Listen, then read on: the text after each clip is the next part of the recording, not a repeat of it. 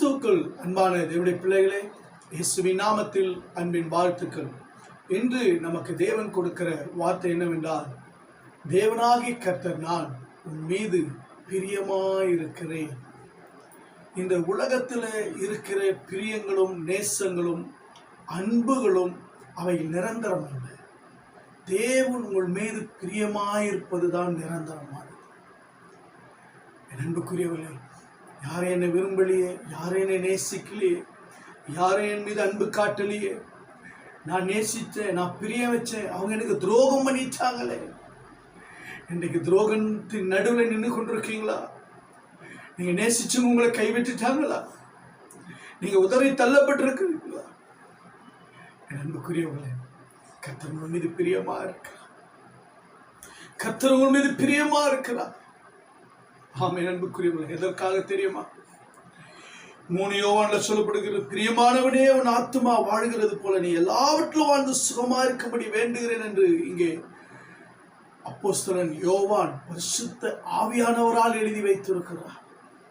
பிரியமானவர்களே, பிரியமானவனே, பிரியமானவளே, உன் ஆத்துமா வாழணும். நீ நன்றாய் வாழ்ந்திருக்கணும். நீ சுகமாயிருக்கணும். இந்த தேசத்தில் நீ உயர்த்தப்பட்டிருக்கணும். தேவனுடைய பார்வைக்கு, மனிதனுடைய பார்வைக்கு, உலகத்தின் பார்வைக்கு, பிசாசின் பார்வைக்கு, இந்த உலகத்தில் உனக்கு விரோதமாய் எழும்புகளின் பார்வைக்கு தேவனுடைய பார்வை உன்னை உயர்த்தி வைக்க வேண்டும் என்பதே. தேவனுடைய பார்வையில நீங்க எப்பொழுதுமே வாழ்ந்திருக்கணுங்க. மகிழ்ச்சியா இருக்கணும், சந்தோஷமா இருக்கணும், பிரிவினை இல்லாம, சண்டை இல்லாம, குடும்பத்துல எரிச்சல் இல்லாம, போராட்டம் இல்லாம நீங்க சுகமா வாழணுங்க. அதற்கு தாங்க தேவன் உங்களையும் என்னையும் அவர் தெரிந்தெடுத்திருக்கிறார், நம்மை அழைத்திருக்கிறார். அவருடைய கல்வாரி சிலுவையின் ரத்தத்தினால நம்மை மீட்டிருக்கிறார். அல்லேலூயா. என் அன்புக்குரியவர்களே, அவருக்கு பிரியமானவர்கள் நீங்கள். அவருக்கு பிரியமானவர்கள் நீங்கள். யாருக்கு நம்ம பிரியமா இருக்கணும் அப்படின்னு நீங்க எதிர்பார்க்காதீங்க. யாருக்கு நம்ம பிரியமா வாழணும் அப்படின்னு நீங்க நினைக்காதீங்க. ஒண்ணு செய்யுங்க, கர்த்தருக்கு பிரியமா வாழுங்க, கர்த்தருக்கு பிரியமா நடந்து பாருங்க. எப்படி உங்களை ஆண்டவர் ஆசீர்வதிப்பார் தெரியுமா? என்னாலுமே இந்த புஸ்தகத்துல 24:1 வாசிக்கும் பொழுது, இஸ்ரவேலை ஆசீர்வதிப்பதே கர்த்தருக்கு பிரியங்க. பாலாக் ராஜா பிழையாமை கொண்டு வந்து சபிக்கும்படி 3 தடவை பலிபீடங்களை கட்டுகிறான். ஆனால் 3 தடையும் ஆண்டவர் சொல்றார், இஸ்ரவேலை ஆசீர்வதிப்பதே கர்த்தருக்கு பிரியமா. மனிதர்கள் உங்களை சபிக்கலாம், உறவுகள் உங்களை சபிக்கலாம், உங்க குடும்பத்தாரே உங்களை சபிக்கலாம். அந்த சாபத்தை ஆசீர்வாதமாய் மாற்றக்கூடிய வல்லமை கல்வாரி சிலுவையிலே ரத்த சிந்தி மீட்டெடுத்த இயேசுவாலை மாற்றதான் முடியும். ஏனென்றால் அவர் தான் நம்முடைய சாபங்களை சுமந்து கொண்டார். ஆமென். கவலைப்படாது. யார் உங்களை சபித்தாலும், யார் உங்களை வெறுத்தாலும், அவர்களுக்கு முன்பே கர்த்தர் உங்களை உயர்த்தி ஆசீர்வதிப்பார். உனக்கு விரோதமான காரியங்களை செய்து, மாதிரிகளை செய்து, இல்லை சபிக்கக்கூடிய ஆட்களை கொண்டு வந்து ஜெபித்தாலும், இல்லை என்ன பண்ணினாலும் சரி, உங்களை ஆசீர்வதிப்பதே கர்த்தருக்கு. அல்லேலூயா. உன் கையின் கிரியைகளை கர்த்தர் ஆசீர்வதிப்பார். வேலைகளை கர்த்தர் ஆசீர்வதிப்பார். உன் தொழிலை கர்த்தர் ஆசீர்வதிப்பார். உன் ஊழியங்களை கர்த்தர் ஆசீர்வதிப்பார். உங்கள் பிள்ளைகளை கர்த்தர் ஆசீர்வதிப்பார். உங்கள் கர்ப்பத்தின் கனிகளை கர்த்தர் ஆசீர்வதிப்பார். உங்கள் திருமண காரியங்களை கர்த்தர் ஆசீர்வதிப்பார். நீங்கள் போகிலும் வருகிலும் ஆசீர்வதிக்கப்பட்டிருப்பீர்கள். உங்கள் வீட்டிலே பொருளாதாரங்கள், மாவு செய்கிற தொட்டி எல்லாம் ஆசீர்வதிக்கப்பட்டிருக்கும். காரணம், கர்த்தர் உங்கள் மேல் பிரியமா இருக்கிறாருங்க. கர்த்தர் உங்கள் மேல் பிரியமா இருக்கிறார். இஸ்ரவேலை ஆசீர்வதிப்பது கர்த்தருக்கு பிரியம். எத்தனையோ பேர் வந்தாங்க, அத்தனை பேரையும் கர்த்தர் தோக்கடிச்சு அவங்களுக்கு முன்பாக இஸ்ரவேலை ஆசீர்வதிச்சு நிறுத்தினா இருப்பாருங்க, உயர்த்தினா இருப்பாருங்க. அதுதான் யோசேப்பின் மீது விசேஷித்த ஆசீர்வாதம் இருந்ததா? காரணம், சர்வ வல்லவர் அவனோடு கூட இருந்தார். ஆமென். இன்னைக்கு கர்த்தர் உங்களோடு இருப்பார். உங்களை ஆசீர்வதிப்பதே அவருக்கு பிரியம். அவருடைய கிருபையின் வல்லமை, அவருடைய நித்திய ஆசீர்வாதத்தை, அவருடைய சிறந்த ஆசீர்வாதத்துக்குள்ள உங்களை கொண்டு போய் நிறுத்துவார். ஆமென். அல்லேலூயா. 2வது, கர்த்தர் உங்கள் மேல் எப்படி பிரியமா இருக்கிறார் தெரியுமா? ஏசாயா 62:4-5 சொல்லப்படுது, இனி நீ கைவிடப்பட்டவள் எனப்படாமலும் உன் தேசம் இனி பாழான தேசம் எனப்படாமலும் நீ எப்சிபா என்று உன் தேசம் பியூலா என்று சொல்லப்படும். கர்த்தர் மேல் பிரியமாயிருக்கிறார், உன் தேசம் வாழ்க்கைப்படும். கைவிடப்பட்டவளே, மனம் நொந்தவளே, தேசம் பாழாக்கப்பட்டுருச்சா? வாழ்க்கை பாழாக்கப்பட்டுருச்சா? பிரிஞ்சிட்டு இருக்கீங்களா? தனிமையாக்கப்பட்டிருக்கீங்களா? மற்றவங்களால நீங்க ஒதுக்கப்பட்டிருக்கீங்களா? அண்ணன் சொல்றாரு, நீ கவலைப்படாதம்மா, கவலைப்படாத மகனே, கர்த்தர் உன் மேல் பிரியமா இருக்கிறார், உன்னை வாழ வைப்பார். கர்த்தர் உன்னை வாழ வைப்பாருங்க. ஆமா, நீ வெட்கப்பட்ட இடத்துல கர்த்தர் உன்னை வாழ வைப்பாரு. தலை குனிஞ்ச இடத்துல கர்த்தர் உன்னை வாழ வைப்பாரு. உன்னை தள்ளின இடத்துல கர்த்தர் உங்களை வாழ வைப்பாரு. கர்த்தர் ஏன்னா உங்க மேல மகிழ்ச்சியா இருக்கிறாரு. ஆமா, வாலிபன் கன்னியை விவாகம் பண்ணுவது போல உன் மக்கள் உன்னை விவாகம் பண்ணுவார்கள். மணவாளன் மணவாட்டியின் மேல் மகிழ்ச்சியா இருப்பது போல உன் தேவன் உன் மேல் மகிழ்ச்சியா இருக்கிறார். பிரியமா மகிழ்ச்சியா இருக்கிறாருங்க.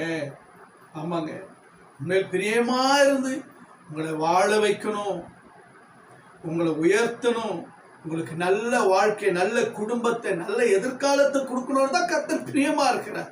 உங்க பிள்ளைகளுக்கு நல்ல வாழ்க்கையை கொடுக்கணும் தான் கர்த்தர் பிரியமா இருக்கு. நீங்க தனிமையா இருப்பது, பிரிஞ்சிருப்பது தேவனுடைய பிரியம் அல்ல, தேவனுடைய விருப்பமா இல்ல. ஓயாம குடும்பத்துல சண்டை போட்டுட்டு, கோபத்தை பண்ணிட்டு, ஒவ்வொரு நாளும் பிரச்சனையை பண்ணிக்கிட்டு, விரோதத்தை பண்ணிக்கிட்டு எரிச்சலா இருக்கிறது தேவனுக்கு பிரியம் இல்லை. தேவனுக்கு முன்பாக நீங்கள் அவருக்கு முன்பாக சந்தோஷமா வாழணும், மகிழ்ச்சியா வாழணும். அதாங்க தேவன் விரும்புறாரு. அதனால நீங்க கவலைப்படாதீங்க, கர்த்தர் உங்களை வாழ வைப்பார். உங்கள் மேல் பிரியமா இருக்கிறார். உங்கள் தேசம் வாழ்க்கைப்படும், நீங்கள் வாழ்க்கைப்படுவீங்க, உங்கள் பிள்ளைகள் வாழ்க்கைப்படுவார்கள். கர்த்தர் உங்களை வாழ வைப்பாருங்க. இன்னைக்கு ஒருவேளை எந்த சுதந்திரம் இல்லாமல் இருக்கலாம். அன்னைக்கு அடிமையா இருந்த இஸ்ரவேல் ஜனங்கள் தான், அவங்களதான் ஆண்டவர் பார்த்து சொல்றாரு, என்னையே நீ வாழ்க்கைப்படுவ, நீ வாழ்ந்திருப்ப, நீ சுகித்திருப்ப. கர்த்தர் நேசிக்கிறார், விரும்புகிறார். அல்லேலூயா. வாழ்க்கையே இல்லைங்க ரூத்துக்கு, எல்லாத்தையும் இழந்துட்டாங்க. கர்த்தர் அவர் மேல் பிரியமா இருந்தார். அருமையான வாழ்க்கை போவாச கொடுத்தாருங்க. ஹல்லேலூயா, ஹல்லேலூயா. உங்களுக்கு கொடுக்க மாட்டாரா? கர்த்தர் கொடுப்பாருங்க. எஸ்தர் யோசித்து பாருங்க, பாபிலோன் தேசத்துல அவள் அடிமையாக்கப்பட்டாள். ஆனால் அதே தேசத்திற்கு அவள் ராஜாத்தியாய் மாறினாலே. எப்படி கர்த்தர் உண்மையில் பிரியமா இருக்கிறார். நீங்க வாழ்ந்திருப்பீங்க, சுகமா இருப்பீங்க. மூன்றாவது, தானியேல் 9:23 நீ மிகவும் பிரியமானவன், ஆதலால் நீ வேண்டிக் கொள்ள தொடங்கின போதே கட்டளை வெளிப்பட்டது, நான் அதை அறிவிக்க வந்தேன். இப்பொழுது சொல்லுகிற வார்த்தையை நீ கவனித்து கேட்டு தரிசனத்தை அறிந்து கொள். ஆண்டவருக்கு நீங்க செய்யற ஜெபம் ரொம்ப பிரியமா இருக்குங்க. உங்க ஜெபம் பிரியமா இருக்கு, உங்க வேண்டுதல் பிரியமா இருக்கு, உங்க விண்ணப்பம் பிரியமா இருக்கு, உங்களுடைய கண்ணீரின் ஜெபம் அவருக்கு பிரியமா இருக்கு. ஏன்னா இந்த தானியேல் தன் பாவத்தை, தன் பிதாக்களின் பாவத்துல அறிக்கைட்டு ஜெபம் பண்ணா இருப்பாருங்க, உபவாசித்து. அது தேவனுக்கு பிரியமாயிருச்சு பாருங்க. தானியேல் பிரியமா நடக்கிறாரு, தேவனுக்கு பிரியமாவே வாழ்றாரு பாருங்க. அப்ப அவருடைய ஜெபம் தேவனுக்கு பிரியமா இருந்தது. அவர் ஜெபிக்கிறதுக்கு முன்பாகவே கட்டளை வெளிப்பட்டுருச்சு. காபிரியேல் தேவதூதன் இறங்கி வந்துச்சார். அல்லேலூயா. இன்னைக்கு கர்த்தர் உங்கள் ஜெபத்துக்கு பிரியமா இருக்கிறாருங்க. அல்லேலூயா. உங்கள் வேண்டுதல் அவருக்கு பிரியம், உங்களுடைய கண்ணீர் அவருக்கு ரொம்ப பிடிக்கும். உங்களை நீங்கள் பாவ அறிக்கையிட்டு நீங்கள் ஜெபிக்கிறது, அவருடைய சித்தத்தின்படி வாழணும் ஜெபிக்கிறது அவருக்கு பிடிக்கும். உங்களுடைய ஜெபத்துல உங்களையும் உங்கள் குடும்பத்தை நீங்க பரிசுத்தப்படுத்தி ஒவ்வொரு நாளும் உங்களை சரி பண்ணி கொள்றது அவருக்கு பிடிக்கும். ஆமா, அவர் உங்க மேல பிரியமா இருக்கிறார். அல்லேலூயா. அதனால உங்க ஜெபம் கேட்கப்படுகிறது. ஆமென். பயப்படாதே, உன் ஜெபம் கேட்கப்பட்டது, உன் வேண்டுதல் கேட்கப்பட்டது. ஏன்னா கர்த்தர் உங்கள் மேல் பிரியமா இருக்கிறார். நீங்க எதுக்கெல்லாம் ஜெபம் பண்ணீங்களோ, எதுக்கெல்லாம் நீங்க ஆண்டவர்கிட்ட கேட்டீங்களோ அதெல்லாம் நிறைவேற்றுகிற தேவன் இறங்கி வந்து உங்களுக்கு பெரிய காரியங்களை செய்வார்.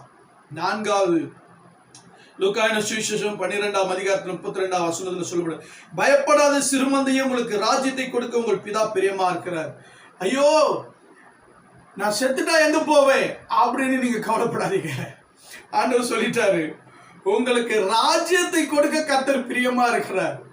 அதனால நீங்க ரட்சிக்கப்பட்டுட்டீங்களா, அபிஷேகம் பட்டுட்டீங்களா, ஆண்டவருக்காக பரிசுத்தமா வாழ்றீங்க இல்லையா, ஆண்டவருக்காக அவருடைய ரட்சிப்பு பிடிச்சு வாழ்றீங்க இல்லையா, கர்த்தர் உங்கள் பிரியமா இருக்கிறார். அவர் உங்களுக்கு ராஜ்யத்தை கொடுக்க அவர் பிரியமா இருக்கிறார். நீங்க பயப்படாதீங்க.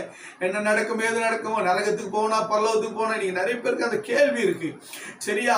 பிரியமானவர்களே, கர்த்தரால் மீட்கப்பட்டவர்கள் திரும்பி ஆனந்த கலப்புடன் பாடி சீயோனுக்கு வருவார்கள்.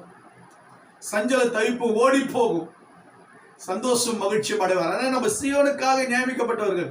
கர்த்தர் உங்களுக்காக வச்சிருக்கிற பரலோகத்தை நீங்க நிச்சயம் போய் சென்றடைவீங்க. பயப்படாதீங்க. நாம் செய்ய வேண்டியது என்ன தெரியுமா? கர்த்தருக்கு பிரியமாய் மாத்திரம் நடங்க. கர்த்தருக்கு பிரியமாய் மாத்திரம் நடங்க. சாமுவேல் கர்த்தருக்கு பிரியமா நடந்தார். தாவீது கர்த்தருக்கு பிரியமா நடந்தார். தானியேல் கர்த்தருக்கு பிரியமா நடந்தார். இயேசு கிறிஸ்து பிதாவுக்கு பிரியமா இருந்தார்.